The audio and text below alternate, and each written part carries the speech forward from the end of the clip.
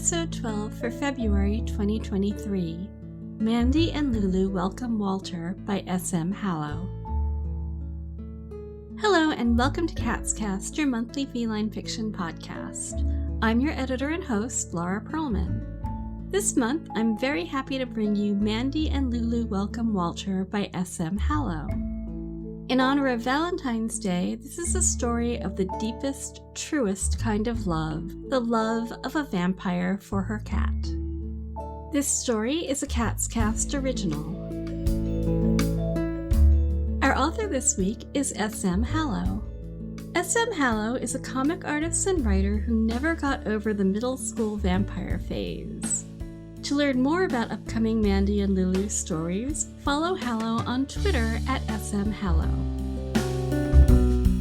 Our narrator this week is Tatiana Gray. Tatiana Gray is a critically acclaimed actress at stage, screen, and the audio booth.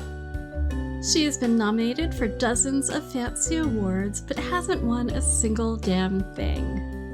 She lives in a minuscule apartment in Brooklyn, New York, which she hopes to move out of one day because they don't allow cats. What a travesty.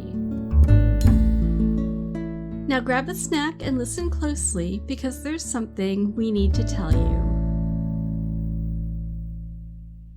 Mandy and Lulu Welcome Walter by S.M. Hallow. Narrated by Tatiana Gray. Just for the record, I was very clear. I was literally like, Lulu, I will become your vampire bride on one condition. And she got down on her knees, you know how she is, and she was like, name the price I must pay for your love. It was super cute, actually. She was so eager for me to finally say yes that she would have agreed to anything. And looking back, I totally could have milked that. Like, I could have told her I would only move into her Edgar Allan Poe murder mansion if we could start our own multi-level marketing scented soap scheme. And she would have been totally on board, even though she doesn't know what any of those words mean. Anyway, my one condition was simple. I was like, Lulu, I will become your vampire bride as long as you promise me we never get a cat. And she started laughing and she was like, that is all? You make marriage easy. And so, I thought the matter was totally settled. That's what you would think too, right? So, you can imagine my surprise when one day I came home with a local virgin farm boy, her favorite, and there was Lucrezia on the couch with a cat in her lap. I was like, are you serious right now? And she was like, darling, you brought me virgin farm boy. And the virgin farm boy was like, cool TV. He was totally oblivious as far as victims go, which is probably for the best. But I immediately lost my appetite. I was like, he's all yours. And I stormed out of the room. Pro tip. If you want to successfully storm out of a room, live somewhere small enough that your every step makes an impact. By the time I got to the staircase, Lulu couldn't even hear me storming off. And what's the point of storming off if not to make sure everyone knows you're not happy? Anyway, about 33 minutes later, because yes, I was keeping track of how long it would take, Lulu showed up in our bedroom, holding this little brown tabby cat in her arms, like a baby. And she was like, Mandy, what is wrong? You did not even touch the farm boy. And I was like, Lulu, do you remember what I asked you before we got married? And she was like, you did not want cat. And I was like, what are you holding? And she looked at the cat, then looked at me, and she was like, Walter is not cat. Walter is Walter. And I was like, Walter? The Walter who saved your life? The Walter who helped you pull off the great diamond heist of 1899? The Walter you camped out with at Woodstock? That Walter? And she was like, you remember. And I was like, he's a fucking cat! And Walter meowed like, pardon me, good madam, but Lucrezia the Defiler, scourge of Transylvania, vampire of yore, just told you I am no mere cat. I'm Walter, meow. So, you know how cats have 9 lives? Yeah, about that. Apparently, Walter and Lulu have known each other since she was a little match girl street urchin. That was Walter's first life. Every time he dies, he searches for Lulu in his next life. Yeah, okay, it's very noble, and I get that they're attached to each other, but come on. Every single story I have heard about Walter makes him sound like a human boy. For the entire time we have known each other, Lulu has conveniently forgotten to mention that Walter is a cat. And you know how I feel about cats. I grew up with golden retrievers. There's just no comparing which animal makes the better pet. I tried pointing this out, and Lulu was like, Walter is not pet. Walter is only family I have, and you hate him? And then, and this was horrible, Lulu started crying. She never cries. Her cheeks were all blotchy, her blood tears were everywhere, and she was like, this is Walter's 9th life. Soon he will die. You expect me to forsake him because you prefer stupid golden dog? And I was like, great. Just great.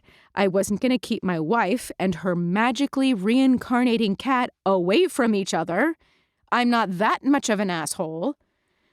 So I wiped Lulu's tears and I was like, obviously, Walter can stay.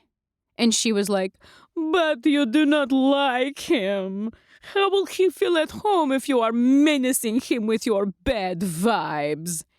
And I was like, I will control my vibes. I will learn to like Walter.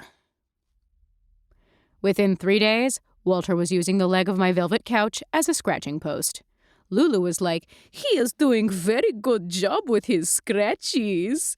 And then she saw my face and she was like, I buy scratching post for him. He will like that better.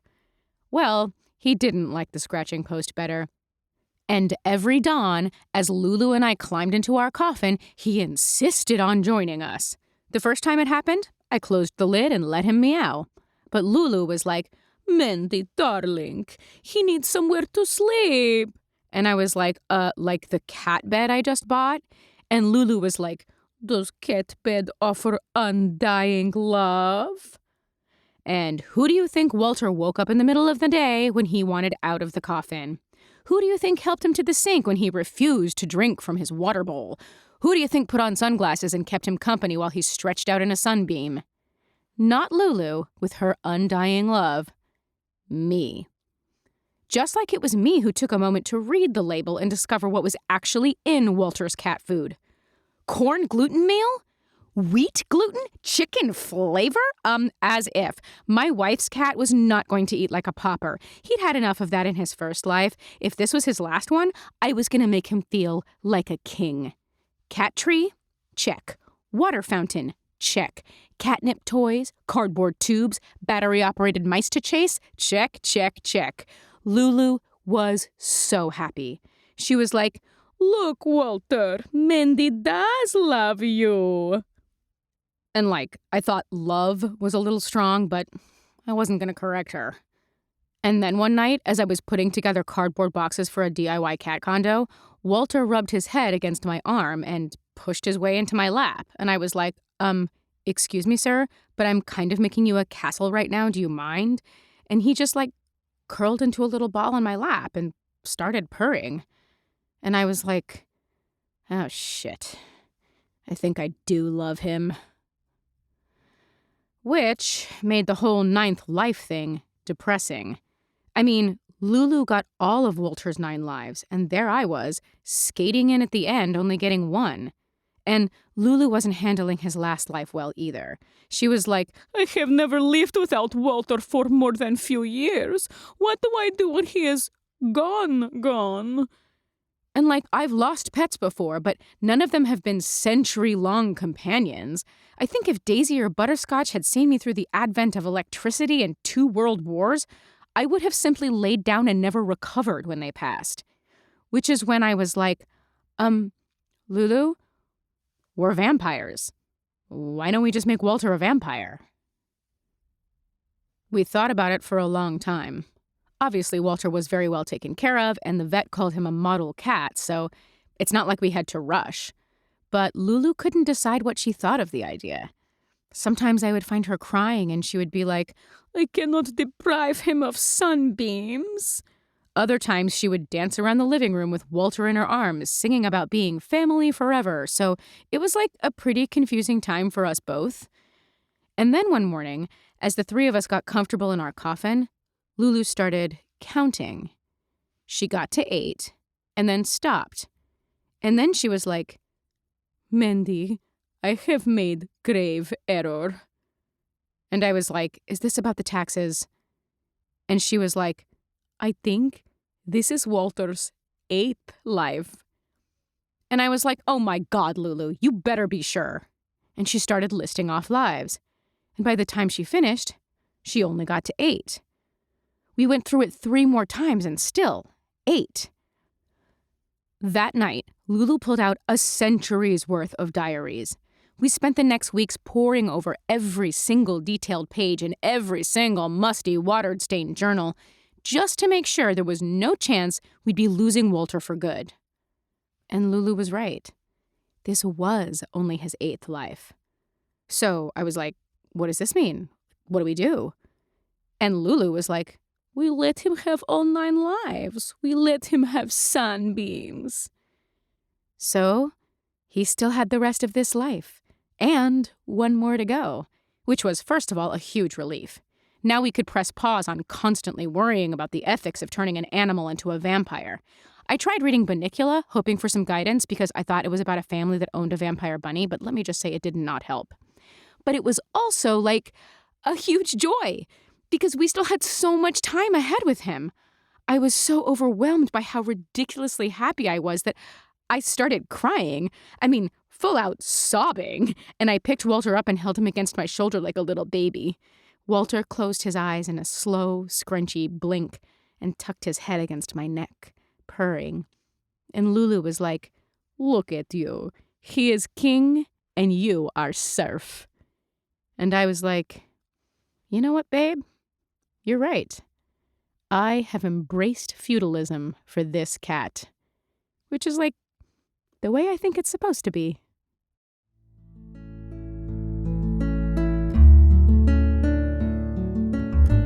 And we're back. That was Mandy and Lulu Welcome Walter by S.M. Hallow.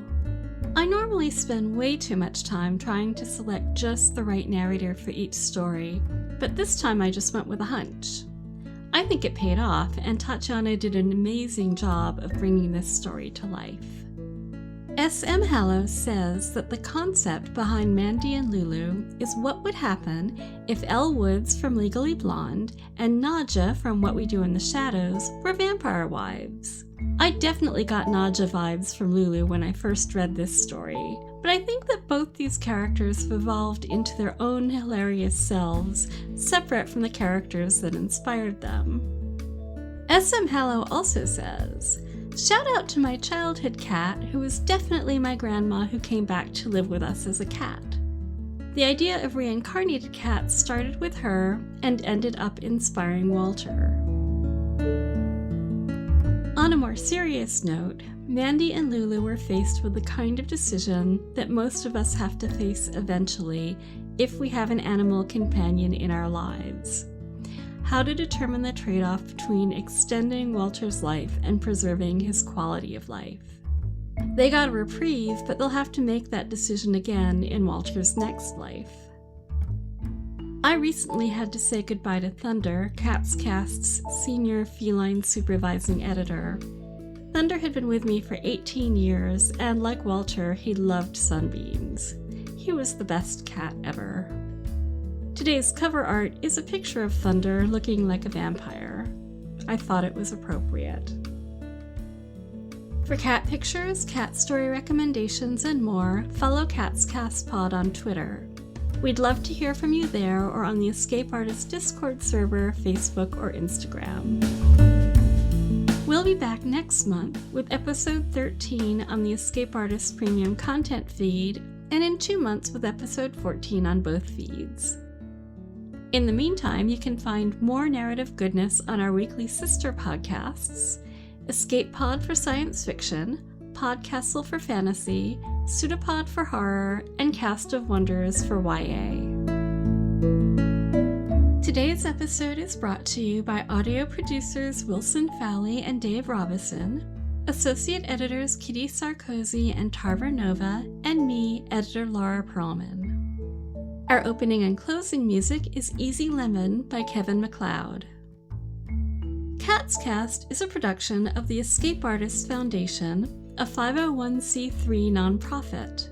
This episode is distributed under the Creative Commons Attribution Non-Commercial No Derivatives 4.0 International License, which means you can't change it or sell it, but you can share it as much as you like.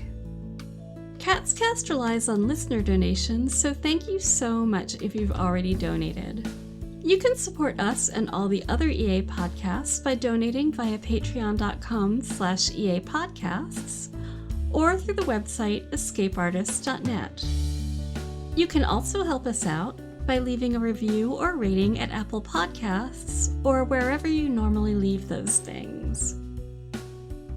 CatsCast is distributed monthly on the Escape Artist Premium Content feed. A separate public CatsCast feed gets a subset of those episodes. More details can be found in the show notes or at escapeartist.net/CatsCast. Thanks for listening, and until next time, we wish you all the purrs.